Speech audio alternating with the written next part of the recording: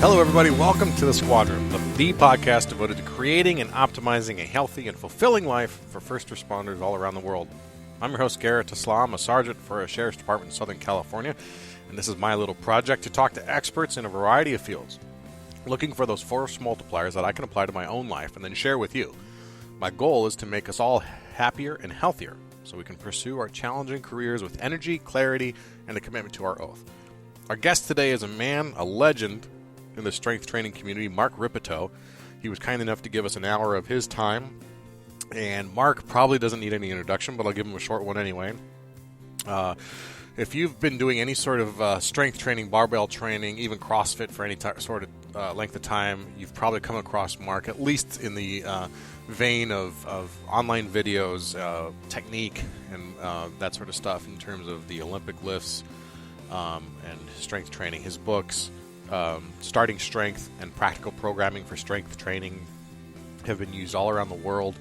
Mark has got a long list of accolades, and I could talk for probably 30 minutes just on that alone. But he comes on the show to give us a different perspective about what we need to be doing with our training. And Mark knows what he's talking about. You know, he goes back to his work in the fitness industry began in 1978. Where he's the owner of the Wichita Falls Athletic Club, and he's the first group certified. He was in the first group of people certified by the National Strength and Conditioning Association way back in 1985, when I was 7, and he's actually relinquished that credential since then. He's a competitive, or was a competitive powerlifter for many years, and he of course coaches lots of athletes, and he does his certifications and his trainings all around the country. Mark is an opinionated guy, which makes for a great interview and a great podcast, because he shares his insights very straightforwardly. We talk about why he thinks CrossFit is fine for most people, but that it's exercise and not training, and how, as law enforcement officers, we need to be devoted to our training, and some interesting concepts over practice and performance and training versus exercise. So he defines it in the show, so I won't belabor it here. But he brings up some interesting points, some thoughts I hadn't considered in the past, and it was a really interesting conversation that we got to have with Mark, and just appreciate his time. So without further ado, I'm going to get to that real quickly. I want to remind you that if you are not signed up for our mailing list, you should do that by going to thesquadroom.net and signing up there, or from the palm of your hand, you can text The Squadroom, all one word, to 44222 to get signed up right there. But you can do that now. You can do it after the show. I'll remind you then again. But for right now, I want to get to Mark Rippetoe, author of Starting Strength and Practical Programming for Strength Training, and his insights into why we as cops need to train. Mark Rippetoe, thanks for being on the show. Sure, Garrett. Glad to be here. It's a real treat to have you on. I've been following your stuff for quite some time, following you on YouTube. Your videos on how to do the basics of the clean, the squat, the press, the bench press, all those things. Those are things I go back to consistently and constantly to reevaluate my own form when I don't have a trainer right in front of me. So thank you for putting out such great content. Well, we're happy to help. The materials that we generate with regards to technique and execution are really designed, the best way we can make them to enable a person training by themselves to correctly do the exercises. However, sometimes sometimes people just have different little problems with each one of these lifts, and in that situation, a coach is quite useful. Coaches that know how to coach our version of these lifts are hard to come by, and our online coaching is Starting Strength online coaching is handy for that. But these materials have all actually been produced with you being able to correctly do them in mind, reading the book and watching the videos. Yeah. So I'm glad we've been able to help you. Absolutely. So, of course, for people who aren't familiar directly, or maybe they know the name, you're the author of Starting Strength and Practical Programming for Strength Training, among other books, but those are the two I kind of want to focus on today. Right. And one of the first things that people will read when they read like Practical Programming is that you really emphasize a differentiation between exercise and training, and why it's important for athletes to train for the long-term goal. Can you give us a quick description of why the differences as you see them and why it's important to distinguish? Well, let's just go ahead and define several terms, because one of the things that we have found to be very helpful is that if everybody's operating under the same definitions and terms, then it makes it easier to organize our thoughts with respect to these topics. So physical activity, that's the thing you see that the American Heart Association wants you to get some of, and the federal government wants you to get some of. And physical activity means anything that doesn't involve sitting down. And we consider that to be a rather low threshold for a person's target goals for maintaining health, and certainly not for maintaining performance. So a step up from that would be exercise. All right. If physical activity is walking from the parking lot into the grocery store and then pushing the cart around and then walking with the groceries back out to the car, then exercise would be doing that 5 times a day for the express purpose of getting hot, sweaty, and tired. If that sort of thing makes you hot, sweaty, and tired. Right. Okay. Exercise is what people do when they stop by the gym on the way home and go back to the dumbbell rack and play with the dumbbells for 15 or 20 minutes and get on the treadmill and ride the treadmill while they watch the news on CNN, and then go back and take a shower and get in a car and go home every day. That, it's some physical activity. There are some calories burned. You got hot, sweaty, and tired. But what you did was for today. In other words, your mission in going to the gym and playing with the dumbbells and riding the treadmill was to just get hot, sweaty, and tired, because that makes you feel like you have done some exercise. Mm-hmm. And the primary consideration in going to the gym under those circumstances, under an exercise paradigm, is that you got hot, sweaty, and tired, and you did something today. You burned some calories. All right? Right. When a person grows past that, and a certain percentage of everybody does, where just exercising is not adequate, then that person starts thinking in different terms, okay? Mm-hmm. And they start thinking in terms of, well, can I make this better next week than I did this week? They start thinking in terms of a goal, a specific performance goal at some point in the future. Mm-hmm. And when they start thinking about that, then they are beginning to plan the activities that they engage in today to generate a response later in time. And with that in mind, now we have established a performance curve. Where are we today? Where do we want to be in the future? And how do we tailor today's workout to make that point in the future occur? Mm-hmm. When we graduate to that type of thinking, then we're training. And you can easily see this in terms of a marathon runner entering the Boston, right? Okay. You send in your money. Now you're going. Well, what am I going to do when I get there? Well, I guess what I'd better start doing is planning my weekly activities to generate a better performance than I am turning in right now. And so your training then becomes planned. So training is planned physical activity, planned exercise that is programmed, in other words, organized in a specific way to generate a specific physical adaptation at some point in time in the future.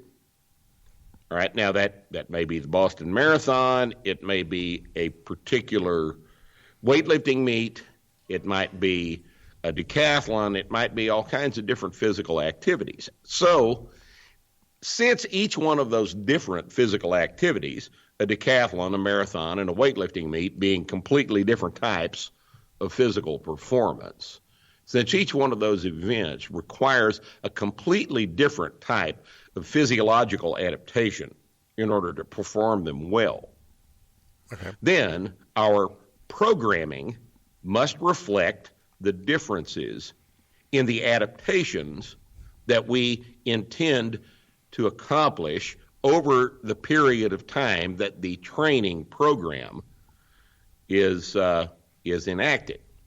All right, so if I've got a weightlifting meet that requires a 1 rep max snatch and clean and jerk, that's a different type of physical activity than 26.2 miles.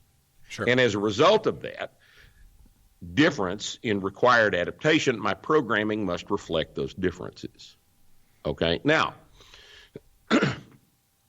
let's say that the performance, which would be the Boston Marathon or the weightlifting meet or the football game Saturday or the baseball game in 2 more days, the performance, let's say that this performance involves the execution of movements that depend on accuracy and precision. And you can think of lots of things that involve the use of accuracy and precision. You guys using your service weapons, for example. You got to qualify with your pistol. I don't know how many rounds a month you shoot, but, depending on the service, some guys shoot. There are elements of special forces that shoot 500 rounds a week. Sure. There are police agencies that only require that their officers shoot 50 rounds every 3 months, if that.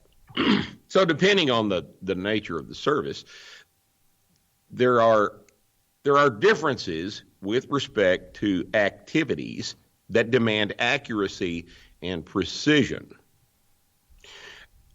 So when we prepare for activities that are dependent upon accuracy and precision for the performance, which is the point in the future that we're preparing for, then we are doing what we call practice. Okay. So practice is different from training because training is progressive, right? Okay, yeah. You see the point there. Sure. Training is progressive. If I come in on Monday and I put 285 on the bar and I squat it for 3 sets of 5, well, Friday I'm going to come in and I'm going to put 290 on the bar and I'm going to squat it for 3 sets of 5. And then Monday I'm going to put 295 on the bar and I'm going to squat it for 3 sets of 5, right? But if I'm a pitcher, what do I do with my baseball? Well, a game ball weighs 185 grams, okay? And if I'm going to get very good at throwing a 185-gram baseball at the catcher's mitt using various techniques that make the ball arrive at the catcher's mitt, then what must I do? I must throw a 185-gram baseball at a whole lot of catcher's mitts, Right. a whole lot of times. In other words, I have to exactly replicate the performance circumstances if I'm going to practice for that performance. But that same pitcher also should be training his squats. They're 2 completely different types of activity. You understand my distinction here? Yeah, and I think it's you hit it's a terribly important thing to understand, because modern strength and conditioning tends to conflate these two concepts, and they are completely different. Mm-hmm. They are completely different types of activity. You cannot make your strength and conditioning activities look like your performance and get any stronger doing it. Mm-hmm. So, yeah, I think you hit an analogy right there perfectly with talking about firearms qualification and yes, shooting, center mass 5 rounds on target. There's other stuff that goes into that, but that's your performance.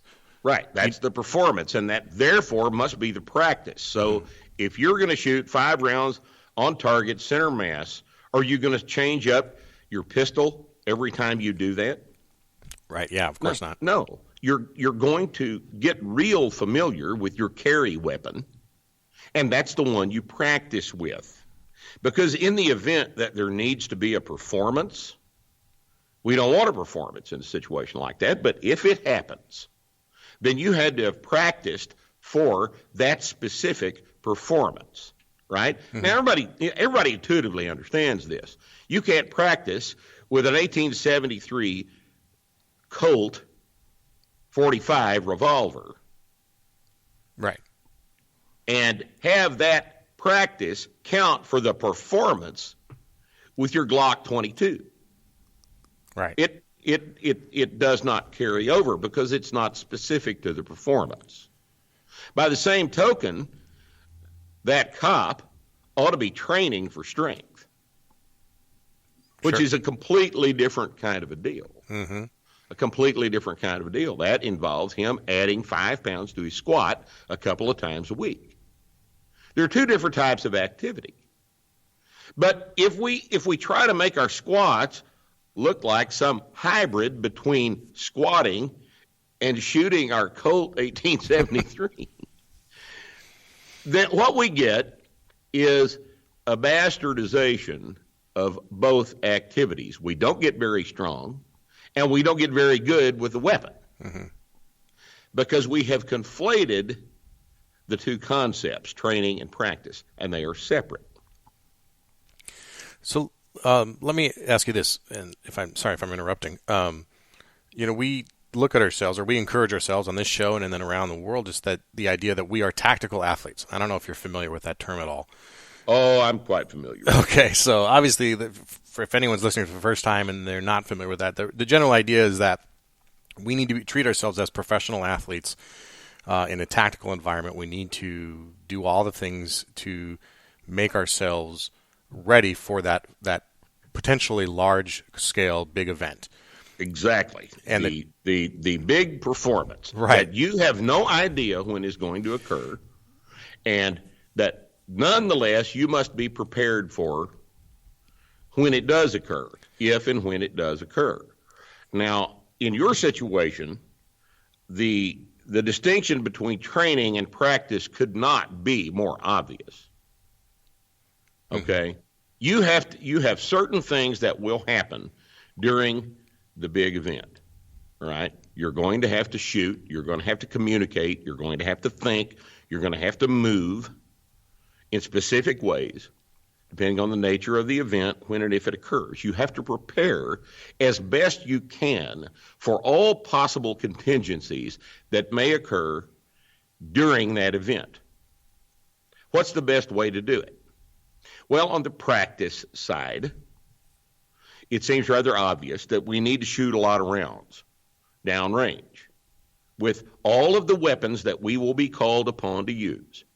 We need to be familiar with all of the tools that we are going to be required to operate under those circumstances, right? Mm-hmm. We need to be practicing the use of the tools and the use of the weapons technology under various conditions that might occur during the event: night, daytime, rain, fog, poor visibility, dust, wind, that sort of thing. Sure. All of the conditions that might possibly occur, we need to have practiced with those tools and those weapons so that we're familiar with how they're going to behave, and we have some experience handling them under those specific conditions. All right, and I think this is well understood, and I think everybody has this under control. Mm-hmm. All right, and I'm not going to sit here and lecture anybody about how to practice for this kind of a deal, because that's not my bailiwick. My bailiwick is the other part, the physical preparation that makes the performance more efficient, the physical preparation that actually makes the practice more efficient, and makes you able to better demonstrate your proficiency under these circumstances. And that physical capacity is never running 10 miles. It's never running 5 miles. This is not World War I. We have mechanical transportation now. We don't have to do 3-mile foot chases. That happens in James Bond movies. Right. It does not happen in your job, and it doesn't really ever happen in anybody else's job. That's what police cars are for. That's what fire trucks are for. Okay? What happens in the real world happens within a short radius away from the transport device that got us where we're going. All right? We don't need endurance adaptations to accomplish this, and I'm gonna place a caveat on. Let's revisit that concept here in a minute. What we run into in the field is situations that are dependent on our ability to produce force against an external resistance. In other words, we run into strength limiting situations where your ability to be strong is the bottleneck. The limiting factor is your ability to be strong, not your ability to run 5 miles or 3 miles or 1 mile. It's your ability to push on something, pull on something, mash on something, lift something. Do it explosively and well. And that is a strength adaptation. All right, now I've had lots and lots and lots of discussions over the past 10 years with lots of people that have been in combat situations. Now, let me preface my remarks here by saying I've never been in combat. I was not in the military. I've been in strength and conditioning for 40 years. And I've dealt with lots and lots of people whose profession is police work, military, and fire. And every one of these people report to me the same thing. They tell me that when things get weird, strong is the most important adaptation they had. And if they weren't strong enough, that's the one they wish they had more than any of the other things that they could possibly do to prepare for that performance. Okay? Mm-hmm. It's terribly critical that you understand why I am saying that strength training is far more important than the running that most agencies and most military organizations rely upon as their training paradigm. I think it's completely, it is an inaccurate interpretation of what actually happens in the field, and it's an inaccurate interpretation of what best would adapt a person for that role. All right? Mm-hmm. Now, since you mentioned the stress recovery adaptation model earlier in the introduction, let's talk about that for just a second. Please. All right. And when the body is not being stressed, in other words, when it is in a state called homeostasis, all right, it is adapted to its environment. All right. Now that definition applies to you at work when nothing weird is going on. It applies to a fish in a lake when the temperature is constant. It applies to any organism in an environment that is not changing. Okay? Okay. Let's say the temperature of the lake, for some reason, goes up 2 degrees. A 2-degree change in temperature is not going to kill the fish. All right? Because a 2-degree change in temperature is something that the fish can easily adapt to. Because 2-degree changes in lake temperature happen all the time, don't they? Sure. Okay, they happen seasonally. You know, the fish can find a place in the water column that's within a couple of degrees of the same temperature he's been living in all year. So that's how the fish adapts. He goes down where it's not a big stress on him. But let's say that there's a volcano in the area and the lake temperature rises 30 degrees. If the fish cannot adapt, then the fish dies. If the fish can adapt, then he gets better at dealing with the changing environment. Okay? Sure. And this is a feature of all biological systems, plants and animals. They have the ability to adapt to stress. Stress is the thing that produces the change in the environment. Recovery is the process by which the organism changes itself in the face of that stress. And adaptation is the new homeostasis that the organism finds itself in after the recovery from the stress. All right, now this is just the biology. Sure. And this was first observed in 1936 by Hans Selye in a paper in the journal Nature. All we are doing with our program is making an observation that since this is the process that governs biological systems, we're going to take advantage of it and we're going to control it precisely, and that's what programming is. We are going to apply a stress that's a little bit more than the level of adaptation currently enjoyed by the organism. And we know that since we're alive, we will adapt to that stress if it is not too big. Right? Mm-hmm. If it's not too great a stress. If it's too great a stress, it kills us. If it's not any stress at all, it doesn't make anything change. So we're going to take advantage of that process that always is in operation, and we're going to design a program to cause a certain type of adaptation to take place. Now, if you're going to run the Boston, that adaptation is completely different than if you are going to do a snatch, clean and jerk meet with 6 total attempts at the heaviest weights you can manage.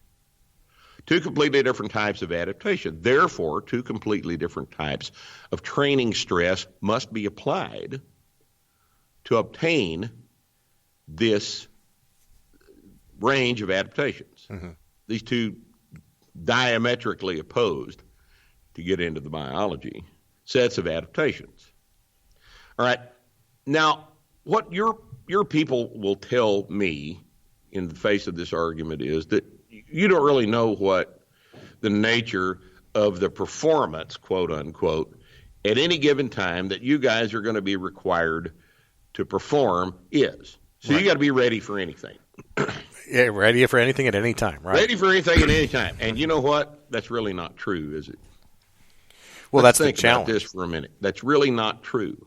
At no point in your performance are you going to have to run 25.2 miles. And at no point in your performance are you going to have to do a max clean and jerk. Right. Okay. We do know what your daily duties encompass. And we do know that you may have to run a little ways. You may have to wrestle with an opponent. You may have to drag a heavy fire hose. You'll have to shoot center mass for 5 rounds, maybe more than 5 rounds. But we know it's going to involve shooting. We know it's going to involve your service weapon. We know it's going to involve a fire hose. We know it's going to involve a flight of stairs, maybe 3 or 4 flights of stairs. But it's not going to involve 25.2 miles, and it's not going to involve a snatch and a clean and jerk for max weight. We kind of really do kind of know what the range of performance parameters that we will face in fact, entails, don't we? Sure, that's very good point. We can get prepared for a certain number of things and be adequately prepared for anything. And what I'm telling you is that properly designed strength training is the thing that most generally prepares your body for anything you will encounter in the field. It will prepare you to push on doors and pick people up and put them in the ambulance and drag the fire hose up the stairs and control your weapon under imbalanced circumstances when you're tired and maybe bleeding. It will enable you to handle whatever type of performance obstacle you encounter in the field better than running, better than doing circuits on Nautilus equipment does. Mm-hmm. Properly designed strength training is the most general thing that you can do to prepare for the eventualities that occur in the field, that you know will occur in the field. Now, general's very important, isn't it? Sure. Yeah. Because you have to understand that training is the general physical preparation. Practice is what? That's the specific, isn't it? Right. Okay. Yeah. So you get specific with the tools you know you're going to be equipped with, that you make sure you're equipped with, and you train not for running, but for strength, because strength prepares you to exert force. And here's the other thing that is so often misconstrued about this. You know what strength training also prepares you to do? Run. It also prepares you to run. Do you know a 30-year-old man that can squat 405 that can't run 2 miles? Yeah, fair point. Well, there aren't any. There aren't any, and this is nonsense. It is nonsense to think that a 405 squat is such a specialized performance event that it restricts a person's ability to run. That's absolute. Those of us that have squatted 405 for 3 sets of 10 and then gone for a 5-mile run that same afternoon, like lots of us have done, no, that's not just wrong. It's dishonest. Well, that answers a question I was going to bring up, because I can't imagine you wouldn't think endurance or cardiovascular endurance, I mean, specifically, would not be an issue for us. No, it is an issue, but what I'm saying is that strength training prepares you for it too. So, running gets you ready to run. Right. But it doesn't make you strong. Certainly not. Strength training makes you strong, and it enables you to run. So this is not terribly complicated, is it? So let me ask you this way. Maybe I can frame it so people understand it, or make sure I understand it differently too. So say it's a physical confrontation, not a gunfight, but a physical fight. You know, we're wrestling with someone on the ground. So much more commonly occurs. Right, much more commonly. So that's gunfight. Right, and in fact, this happened with a partner of mine just last week who was in a fight for his life, and it was never about the gun. But the training is the strength that you work on to give you the capacity to engage in that fight. But the practice would be, for example, Brazilian Jiu-Jitsu or something of that. Is that correct, that analogy? Correct. That's absolutely the case. You practice the techniques that you're going to use while you're rolling around on the floor with the bad guy. And you better be better at him than he is. But if you're not better at him than he is, let's say he's a 145-pound BJJ guy who's got all freaked out on meth, and you've got to try to arrest him. Wouldn't it be better if you were 225 and could squat 405? Sure. Maybe in a situation like that, you wouldn't have to be as good as him. If you're stronger, you just squeeze him real hard, and he quit. Right. So this is, I understand people defending their turf here, but I really don't understand the opposition to replacing the current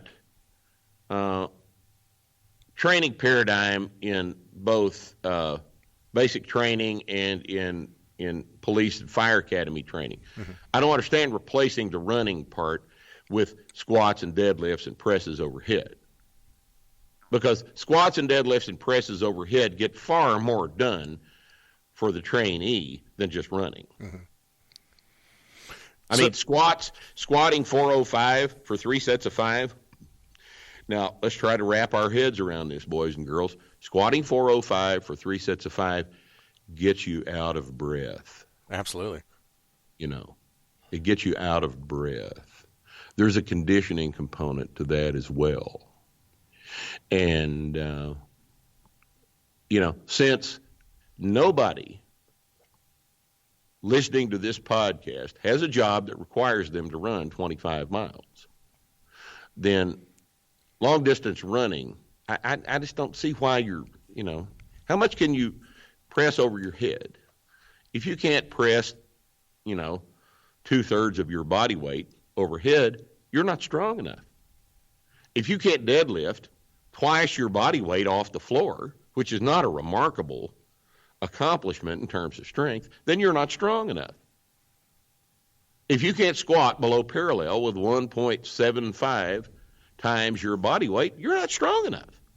You're not strong enough to be effective in the performance that your job may well force you into. Mm-hmm. And you're not prepared. As a result of that, you're not prepared. I don't care how many miles you can run. That doesn't prepare you to do your job. Strength training does. So let me ask you this. CrossFit's very popular in law enforcement, and they are, as an organization, go out of their way to support law enforcement and have engaged in, law enforcement academies and trainers and that sort of thing.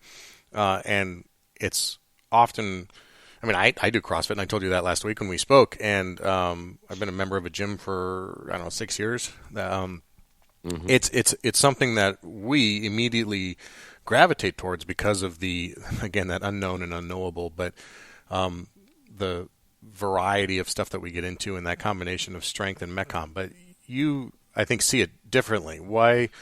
What's your opinion of CrossFit or that methodology in terms of application to our job? Well, we've already discussed that, and let's go over it again. What is required of your job? Is it really the unknown and the unknowable? Right. Okay. So in that sense, it really isn't, is it? Right. Yeah. You're absolutely right. It sounds more romantic to say that it is. Well, I'm not going to have to break out kettlebell swings or anything like that. No, I'm going to do kettlebell swings at work. Right. And kettlebell swings are not strength training. Let's get that out of the way. Kettlebells are not strength training. Anything you can do for 10 minutes does not constitute strength training because it's not limited by strength. Okay. If it's not limited by strength, it cannot improve your strength. Neither is sprinting strength training. Certainly, a 1-mile run is not strength training. What is strength training? Strength training is the stuff that you do that challenges your ability to produce force and therefore is limited by your ability to produce force. And the execution thereof would improve your ability to produce force. Mm-hmm. There's only one kind of strength. Now, I know what the bricklayers are going to say here, but really there's only one kind of strength, and that's the force you produce against an external resistance. A man with a 500-pound deadlift is stronger than a man with a 200-pound deadlift. Sure. All right? And a man with a 500-pound deadlift is going to be less fatigued by lifting 200 pounds than a man with a 200-pound deadlift. Now, this is just arithmetic, mm-hmm. Okay? If you go to the gym and every day you do something different, and that, let's say that different thing requires a component of adaptation that is dependent on accuracy and precision, like snatches. Okay. And you haven't done them for 6 weeks. And you've also not gone through the process of adding 5 pounds to your squat every Monday and every Friday. Then what today's workout is going to do is test your ability to do a thing for which you have neither practiced nor trained. I see. Now, I want you to wrap your head around that because this is the primary problem with CrossFit. It's not training. It is exercise. And for the vast majority of people in the world, exercise is perfectly adequate. But it's not adequate for you. And it's not adequate for any other person that considers themselves to be a tactical athlete. You're not training, because training is a process. And as such, it must continue to upwardly progress in a fashion that makes sense based on the stress recovery adaptation model. In other words, if you don't come in on a regular basis, and that regular basis is determined by your level of training advancement, and add a little bit of weight to your squat, then your squat doesn't get any stronger. Now, I know you've noticed this, Sure, Garrett. I know you've noticed that stronger people do better at CrossFit. Now, how did they get stronger? Well, some of them were born that way. Some of them were power lifters before they started. Some of them take steroids, believe it or not. But however they got strong, the stronger ones do better. Well, wouldn't it be neat if we could just come up with a way to get you stronger, right? A way to program strength training so that Barry Bonds wouldn't have to go talk to the John McCain at the Senate about taking steroids? How about if we come in every week and we increase the amount of weight on the bar for his squat and deadlift and press and bench press? Maybe he'd get stronger without steroids, okay? Because that's programming. That's strength training. Now, if you just come in every day, and every day is essentially either a performance that you haven't either trained or practiced for,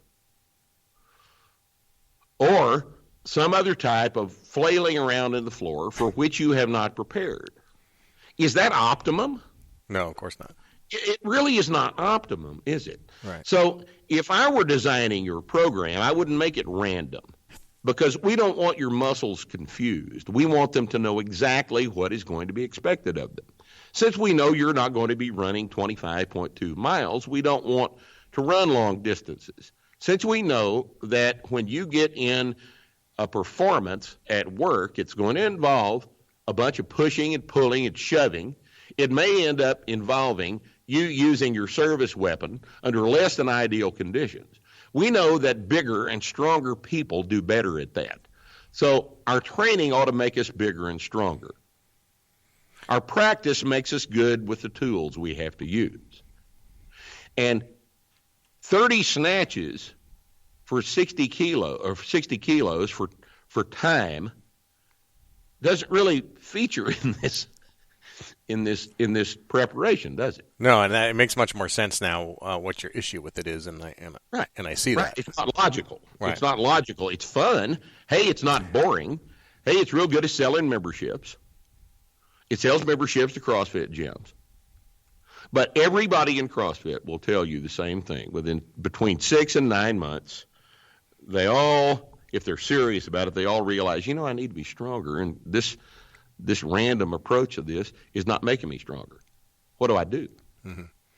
Well, you program strength. That's what you do. Well, and I actually have a direct experience with that when I was in my gym for quite some time, and then I took a year and did private programming in the same gym, but, devoted just to me and just to my goals and in consideration of my job, and I got much, much stronger, faster. Isn't that interesting? It's not surprising. See, here's the biggest problem with high-intensity glycolytic volume. It actively competes with your strength adaptation. It will prevent you getting stronger. You can come in and be on a perfect strength training continuum, adding 5 pounds for 3 sets of 5 to your work sets of squats twice a week, 3 times a week if you're just starting. And then one day you get a giant hair up your ass and you think, I think I need to do 100 air squats, 100 push-ups, 100 sit-ups, and 100 chin-ups today. I'll get fried, I'll get burned, I'll get roasted, I'll get, what are the other CrossFit adjectives? Haven't heard of half of those myself. Well, but because you want to get sore, tired, and hot and sweaty, you feel like you've done something. You know what happens to your next squat workout? I'm curious because I had one of those this morning, and I want to know. Well, the numbers. Let's put this kindly: the numbers won't be there. Right. Your strength will have diminished, and you're going to find this out quickly. Mm-hmm. And you have to ask yourself why that is. And the reason it is because your ability to recover, the recovery part of the stress recovery adaptation cycle, is unfortunately finite. There's only so much you can recover from. And number two, the adaptation to that stress is specific. How would 100 air squats make you stronger? How heavy is any one of those air squats? Is it as heavy as the 295? Certainly not, right. 295 is what causes the strength adaptation because it's heavy. And the fifth rep of the 3 sets of 295 is hard because the challenge is the production of sufficient force to complete the rep. Is production of sufficient force to complete the rep the limiting factor in any one of those 100 air squats? No, it's not. Fatigue is. Right. But not force production. Right, okay. See my point? Yeah, absolutely. And it, you've got to get organized here. You got to make up your mind what you want to do. If you want to be stronger, then you've got to add weight to the bar on a regular basis. The right amount of weight added to the bar at the right frequency of exposure to the stress produces a strength adaptation. 100 air squats does not. Mm-hmm. So why are we doing 100 air squats? Because they make you real sore? Well, they do make you real sore because that's 100 negatives you just did. That much eccentric loading does, in fact, make you sore. But the question is, does sore make you strong? No. Adding weight to the bar makes you strong.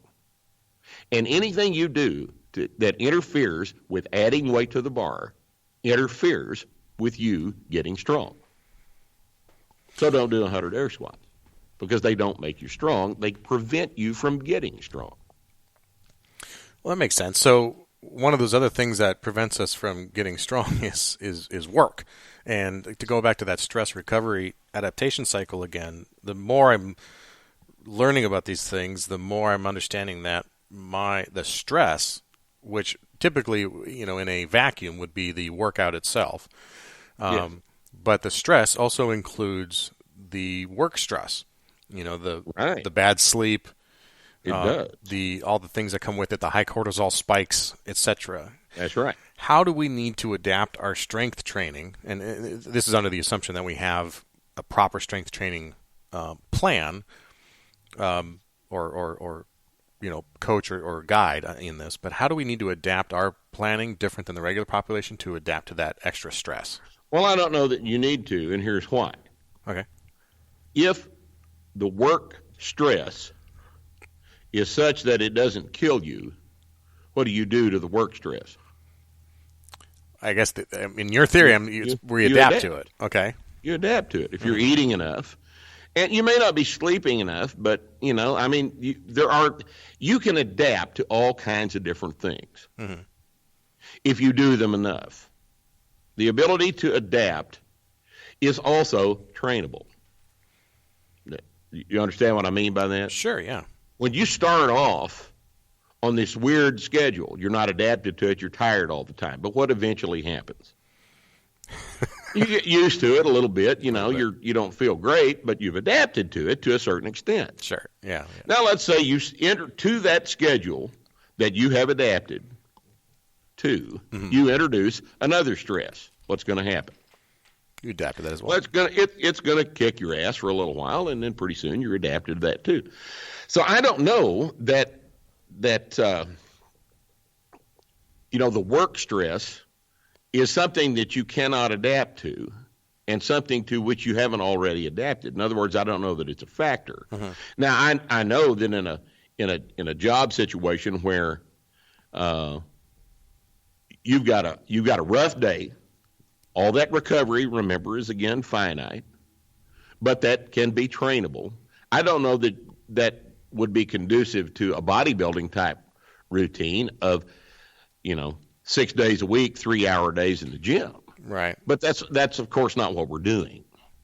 That's not what we're talking about doing. We're talking about having you squat a couple of times a week and having you press and bench press a couple of times a week, alternate those two, and have you pull something off the floor a couple of times a week. Deadlift one day and power clean the other day. Nothing more complicated than that. Maybe do a few chins once a week, but that's it. The focus is not on exercise variety. The focus is on loading and increasing the loading in a way that constitutes a training program. It's not a lot of volume, because volume is not the thing we're after. It's the load. See, and this is the thing that makes CrossFit more romantic than this little simple program we're talking about. It's never boring, is it? No. Well, but squatting twice a week, changing bench for press twice a week, and deadlifting and power clean, that's 5 exercises. That's boring. Well, I'm sorry, it's training. Training sometimes is boring. Preparation is sometimes boring, but does it work? Yes, undoubtedly. Right. Yes, it does, because it's logical. It obeys the laws of physiology. And it's simple arithmetic. That's all it is. And, but so when do you run during the week? Well, you know what? I don't think you need to. But if you feel better running 1.5 miles, 2 miles once a week, go ahead and do it. You'll adapt to that too. It may interfere with the pace of your strength increase. And if you can live with that, that's fine. But if you go run 5 times a week, you're not going to get any stronger.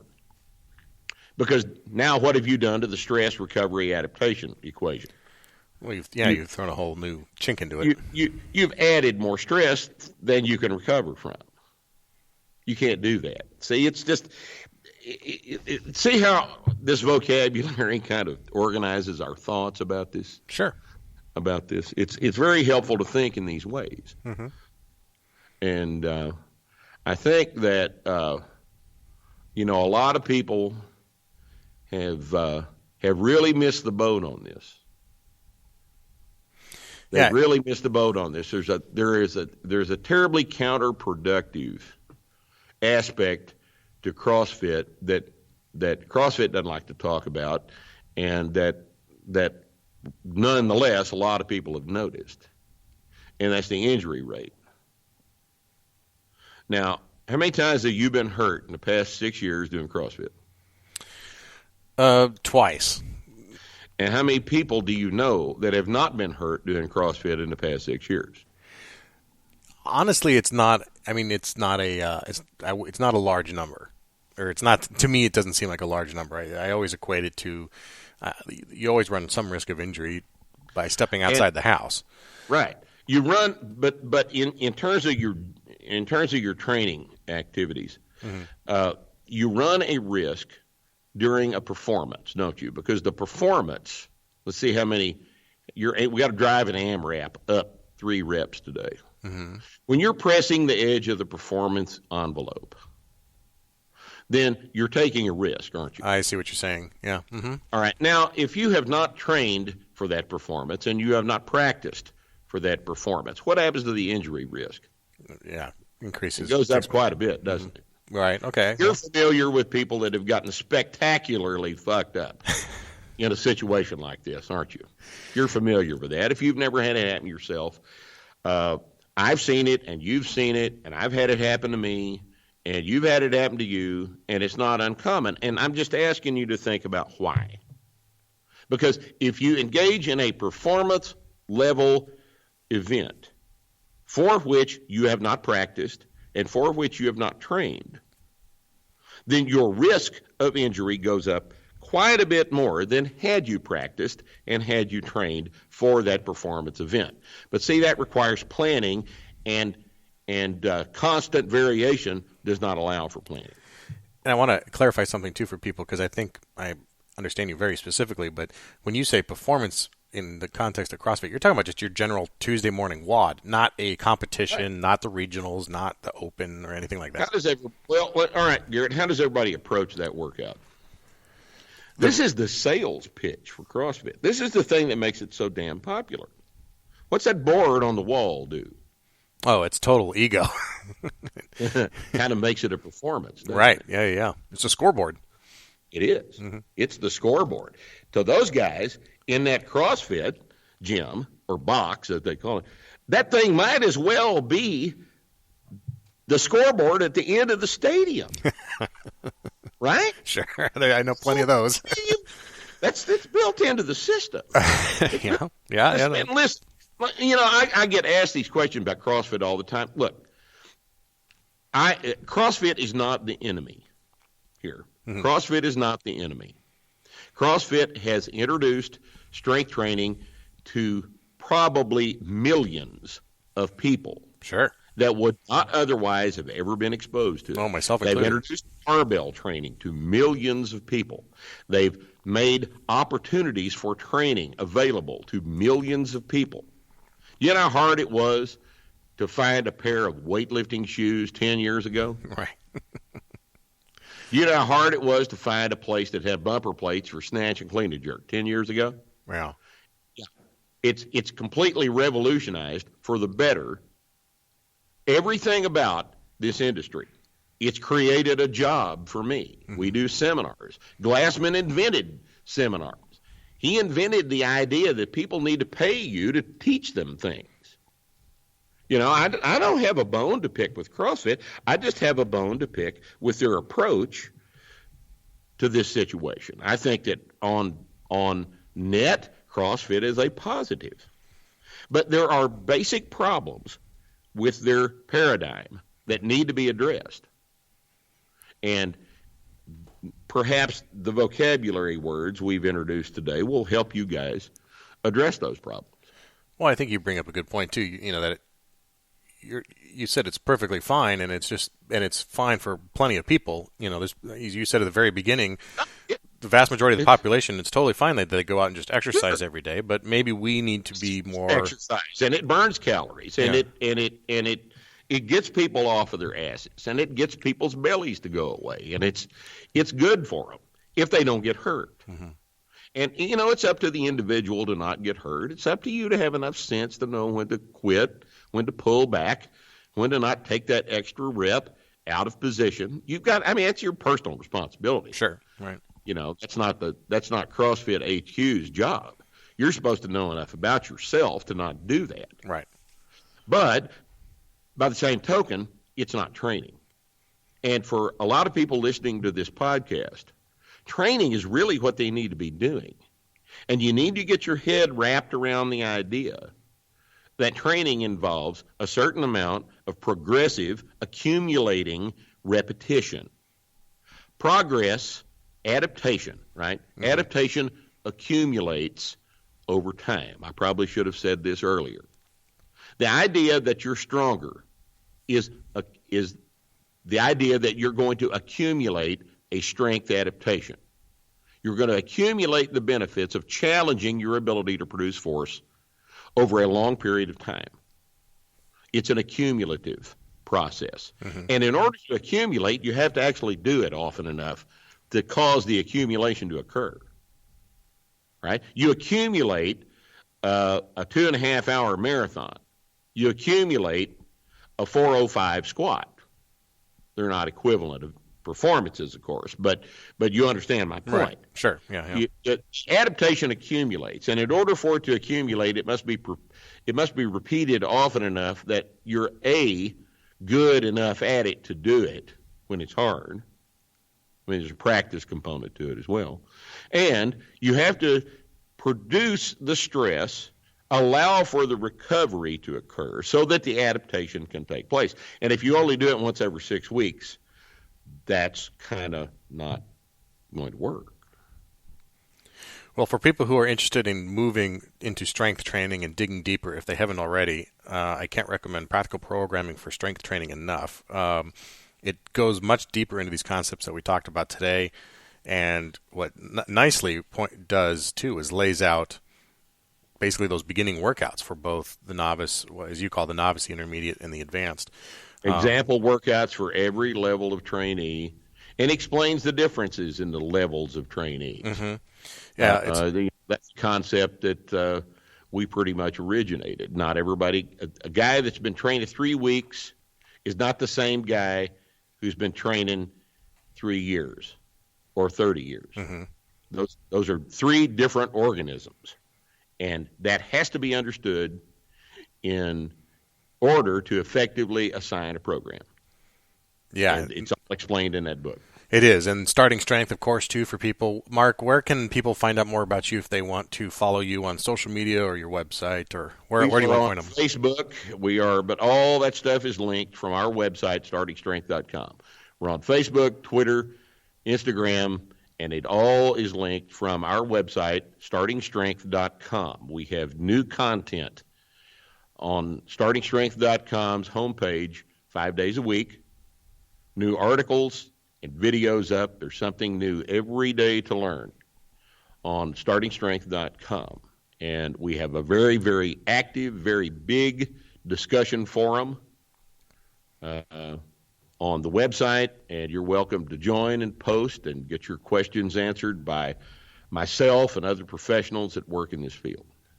Fantastic. And I'll of course, include those in the show notes for anyone who's not able to write that down or can't remember. You can always go to thesquadroom.net, too, and I'll link those here for the show so you can find Mark that way as well. Mark, thanks for your time. This has been a really interesting conversation. It turned my idea of training on the head a little bit. Even though I've read your books, it still provided some great insight. And thank you for your time, the time that you've given to this community here of law enforcement officers. We appreciate that. Well, I certainly appreciate the time, and thank you for being a great host, Garrett. We'll talk to you soon. Thank you, Mark.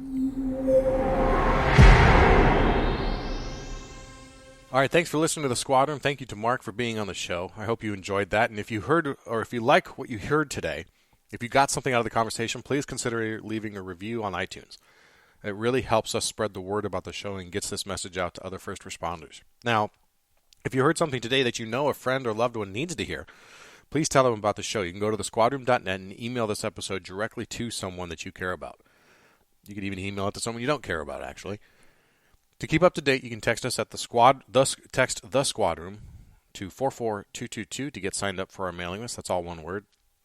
You get signed up directly from your phone. All you got to do is punch in the Squadron, text that over to 44222, and boom, you're signed up. You get first dibs and first awareness on when these new episodes are coming out. And you can also follow me on Instagram and Twitter at The Squadroom, and also on Facebook. Our job is tougher than anything we can accomplish here in one episode or in a few words, but if you want to reach out, start a conversation, you want to ask a question, you can reach me, Garrett, at thesquadroom.net. That's Garrett with 2 R's and 2 T's. Lastly, I want to tell you that this episode is brought to you by Audible.com. With over 180,000 titles in their inventory, Audible has hundreds of audiobooks that apply to us. I am done talking for the day, apparently. If it's a slow shift or a long commute, audiobooks are a great way to continue your education, after you've listened to each episode of The Squadron, of course. To get a free 30-day trial and a free audiobook of your choice, go to audibletrial.com, The Squadron, to sign up. And I think I need to stop talking now. So until next time, take care of each other and stay safe.